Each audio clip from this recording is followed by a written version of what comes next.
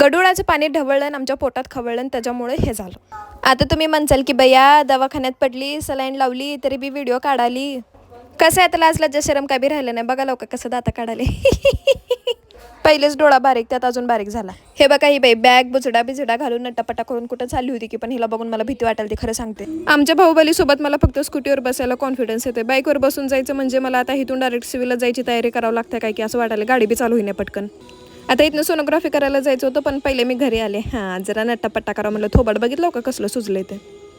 हे माणूस इथं 10 वेळेस जाऊन सांगत होता आम्ही दवाखान्यातनं डायरेक्ट इकडे आलो, आमचा पहिले नंबर घ्या. तिला त्रास व्हायला लागले पण मला काय त्रास होत नव्हता खरं. थोडा त्रास व्हायला तर माझं लक्ष माझ्या डोळ्याकडे होतं. किती बारीक झालं आहे आता. हे बारीकच राहते का काय की. हे वपूरचं पुस्तक माझ्या सोबत असते. वपू काळेने लिहिलेलं आहे. तुम्ही पण घ्या, लय भारी. आता इथं वाचण्याचं कारण म्हणजे मला फक्त शायनिंग मारायची होती, बाकी काय बी नाही.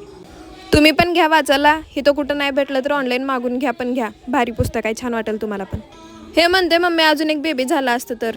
हाय तीच 2 डुकरासारखी डुरडूर करत भांडत राहते तर अजून एक कुठं भरतीला घालो. माझं थोबाडावरचा रंगच गेला हे बघून. ह्या चंपाकलीला बघून म्हणते मम्मी ही सेम तुझ्यासारखी दिसती की नाही. सगळ्या छान होत्या पण मला ही आवडली नाही बरं का. लय डेंजर दिसाल ती. माझ्याकडेच बघते का की जाईल तिथं असं वाटायला. तर त्यातनं हे कोपरा दिसला. ह्या कोपऱ्याची काच दिसली आणि काचेच्या पलीकडे कोणतर थांबले काय की. हे बघून तर माझी झोपच गेली. झोप काय आता डोळा बी बंद करू वाटणं झालं तर मला. परत झोपताना एक बुचडेवाली बाई दिसली. हिला बघून तर मला अजून भीती वाटायला लागली. त्यातनं ह्या खिडक्या उघड्या. ह्या खिडक्यातनं कोणती हाडळे नाती ती का काय असं वाटायला लागलं होतं. चुकून फ्रंट कॅमेरा चालू झाला. स्वतःलाच बघून असले टचकले झोपले ते सकाळी सुटले. Bye bye.